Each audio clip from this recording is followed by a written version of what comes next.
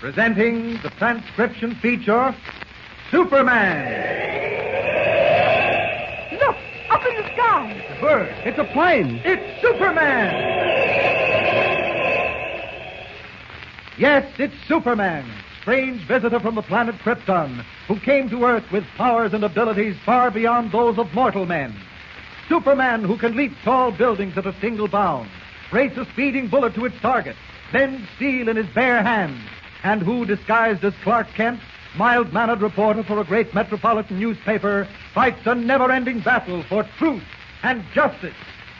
But before we join Superman, listen. And now to our story. Shot in the back with a silver arrow by Jimmy Olsen's unknown assailant, as he was about to reveal the identity of the man whom he had been hiding in the ghost town, hopeful Jake, the aged prospector, has rushed back to Tumbleweed's ranch unconscious. The following day, Clark Kent, together with Jimmy, Tumbleweed, and Mary Lewis, went back to Dead Man's Gulch to help Mary find the fortune hidden there by her grandfather, the legendary Western Robin Hood known as the Silver Arrow. Their final clue led them to a place called the Cave of the Buffalo Bones, where Kent and Tumbleweed are now searching for the treasure. Meanwhile, in the weather-beaten building that was once a hotel, Jimmy and Mary saw a dust-covered portrait behind the sagging bar. And as they looked at it, the eyes in the painted face began to move. Mary became hysterical, and Jimmy escorted her back to the ranch. We join them now as they talk while waiting for the doctor to report on Hopeful's condition. Listen. I guess you feel mighty proud that your grandfather was the Silver Arrow after hearing about all the swell things he did for people out here. I am proud of him, Jimmy. Gee whiz, Mary, wasn't it a lucky thing you found that letter in your mother's trunk? Now maybe you'll be a millionaire, or is it millionaire? I don't know that I'll be either one. After all, we haven't found anything yet, and for all we know, if there ever was a buried fortune, somebody else may have stumbled on it long ago. Oh, gosh, that would be awful. Do you think... Dr. Mallory's coming out of Hopeful's room. I sure hope he's got good news. How is he, Doctor? Will he live? Yes, I'm sure he will. Oh, thank heaven.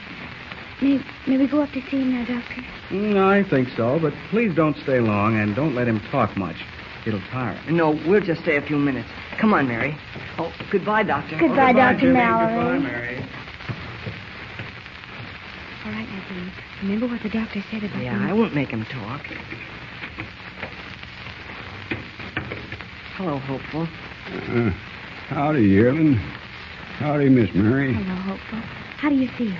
I feel like I've been skewered and readied for a barbecuing. Yeah, but it takes a lot to kill a McGarity. That's what I am. Is that your real name? Yep, Jacob Francis McGarity. That's my full handle. But folks never called me nothing but Hopeful. Well, that's because you're always hoping to find gold, isn't it? Yep, always hoping to find something what folks say ain't. I think we better leave now, Hopeful. The doctor... No, wait. I got something to tell you. It's something important. Especially to you, Miss Mary. Important to me? Yeah. Oh, but he can keep until later. Dr. Mallory said that I don't give a hoot what that old sawbone said. I got to get this off my chest now. I've been doing lots of thinking whilst that angel of death has been trying to make up his mind about me. What's troubling you, Hopeful? Well, like I told you last night, before I was plugged with that silver air, I've been hiding a man out at Dead Man's Gulch for many years. Yes, you were going to tell us who he is. No, I'm coming to that. Oh, I'm sorry. I gotta talk kind of slow, 'cause he's got all my natural strength. Well, this here yarn goes back many years, to the days just before the silver vein give out up at Dead Man's Gulch. One night I was a-setting in my shack, eating my supper, when I hear a horse coming along slow-like. I hear it stop. And then a hombre staggers up to my door, and before he gets to knocking, he folds up like an empty grain sack. I drag him into the shack. While the wounded Hopeful recounts to Jimmy and Mary a story that will reveal the identity of the mysterious inhabitant of the deserted mining town, Kent and Tumbleweed are standing in front of the Cave of the Buffalo Bones near Dead Man's Gulch, trying to solve the riddle of the third silver arrow. Yeah, that's the fourth time I shot an arrow through that danged slit in the rock, and we ain't found nothing yet. That is nothing but an empty hole in the floor of the cave. I know, Tumbleweed, I know. I can't figure it out. Mr. Kent, are you sure we followed them directions like it says in that poem? Sure we did. It says face 7 to the south. We did that, didn't we? Yeah, that's correct. All right, now, then face the east. Well, that's east where you've been shooting, isn't it? Yeah, due east. Well, maybe it's the last part that's got us stopped. You mean about shooting this arrow where the sun shines least? Yeah, sure. You see, whoever wrote that message neglected to say what time of day to shoot this arrow. We'll get you, Mr. Kent. What you driving at? Well, don't you see, Tumbleweed, the position of the sun keeps changing all day as it goes from east to west. That means it may shine least in different places as the hours go by. Well, I'll be hog-tied. I'd have never thunk of that. Does that mean I gotta stand here and shoot this consarn silver arrow at different shady spots till sundown? I'm afraid that's the only way we can... Hey, what was that? Sounds like somebody yelling help. Well, there it is again, coming from the town. That sounds like Jimmy. Come on. How can it be Jimmy? He's back at the ranch with Mira. Well, he's supposed to be there, but that's his voice. He must have come back for some reason. He stopped yelling. Something's happened to him. Come on. Came from in here. It is Jimmy. Take your hands off that boy. Why, the old hombre's choking the lad. I said take your hands off. There. Stand back, Jimmy, while I teach this man a lesson. No, Let way. go of me. Let go, consigne, or I'll... Why? That must be the fella that tried to beat up Jimmy last night. Yes. Who are you? What are you doing here? It's none of your business. Get out of here and let me alone.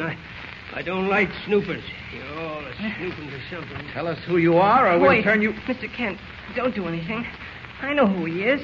Don't nobody know who I am. I don't believe nothing nobody says. Just go away and let me alone.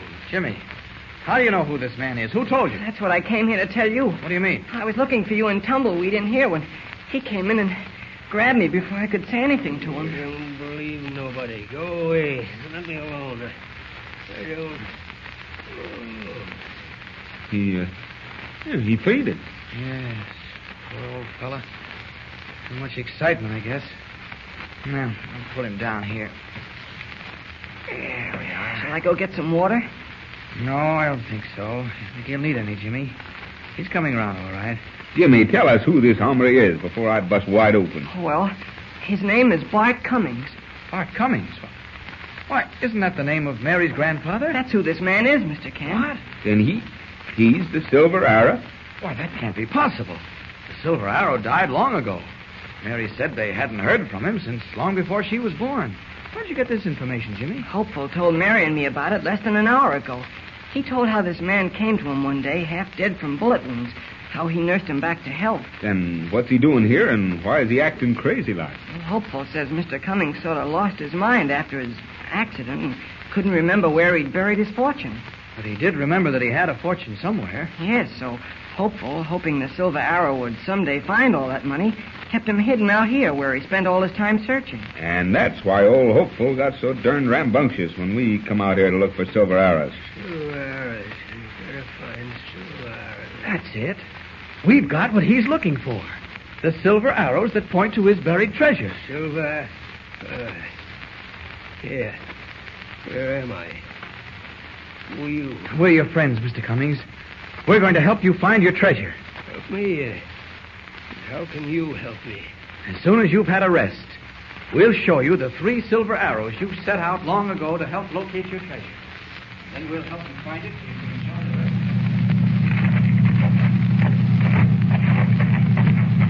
Well, here's my new car, motor running and ready to go. Get in, Mr. Cummings. Tumbleweed, I don't exactly know how to thank you for taking care of my granddaughter, Mary, and for everything else you done. I can't tell you how grateful I am, too. Oh, that's okay, Silver Arrow, Mr. Cummings and Miss Mary, but don't thank me. Mr. Kent and Jimmy and Hopeful have done everything for you. Hopeful is the only one who really did a lot for Mr. Cummings. You done thank me plenty. That bag full of silver dollars ain't exactly no horse fodder. You certainly look elegant, all decked out in your new mail-order clothes. Mhm. Sure do look prosperous, too. You reckon it do, sure enough? Certainly do. Ain't no use saying no more now. I reckon I can't never say enough to show you all how I feel inside. Oh, 'twa'n't nothing at all. We had us lots of fun of doing what we did. Hey, Jimmy? Huh? Oh, yes. Why, Jimmy, what's the matter? Haven't you got anything to say even about Tumbleweed's new car? Yeah, Jim. Ain't you going to say nothing about being the first to ride in it? Oh, sure. Yeah, it's swell. I'm afraid Jimmy feels pretty bad about leaving here, but no more than I do, believe me. Right. I know, Jim, lad. Ain't none of you feel no worse than me, but you'll be coming back soon again, I hope. Now, it's getting late, Tumbleweed. We'd better get going if we don't want to miss that train. Reckon you're right, Mr. Kent. Come on, Hopeful. Get aboard. No, I ain't a-going. Hey, Hopeful, ain't you going to come and see me off? I'm going to kind of miss you, you ornery old cayuse. No, I can't go. Got work to do. Work? What kind of work? Why, you can't do anything in those shiny new clothes. I sure can. I got to go back to panning for gold in the creek. You can't never tell when I'll strike a bonanza. But you know nobody's never found no gold there. Well, that ain't nothing.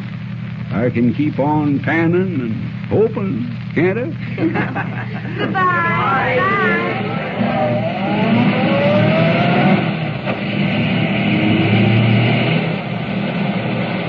And so, with Hopeful Jake returning to his hopin' and pannin', the mystery of the Silver Arrow is cleared up.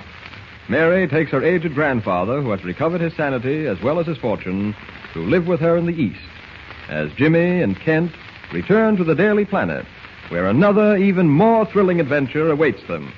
Don't fail to tune in again to hear the start of a new, exciting story with Superman.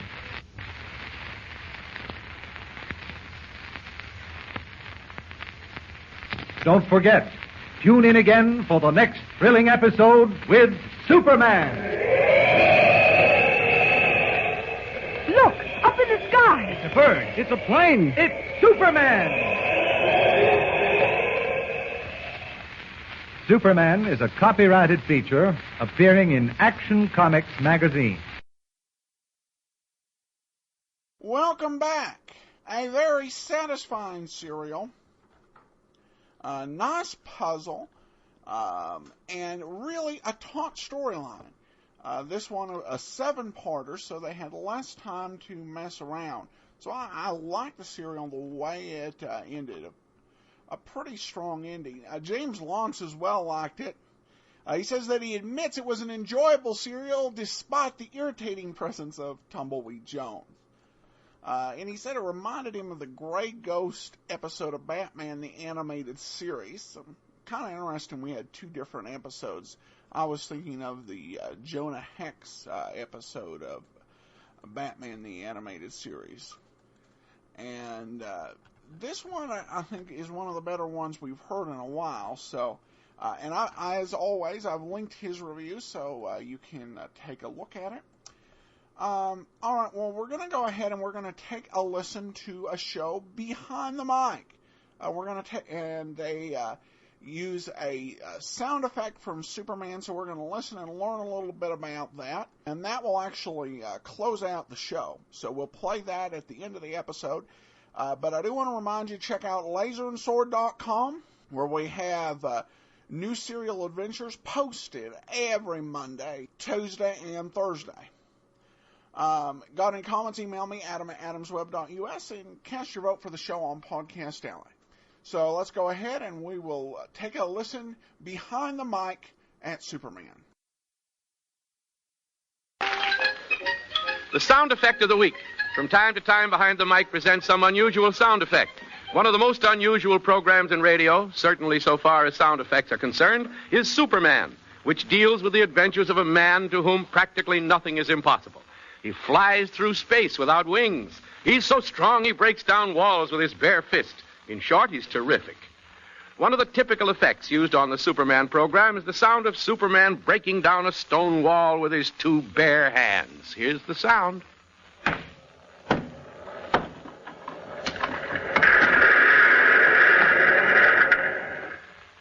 That was done by the sound effects department, building up a miniature wall out of cobblestones, then banging a baseball bat against 2 or 3 at times, and finally pushing over the stones and breaking down the wall, and at the same time playing a record of the crash.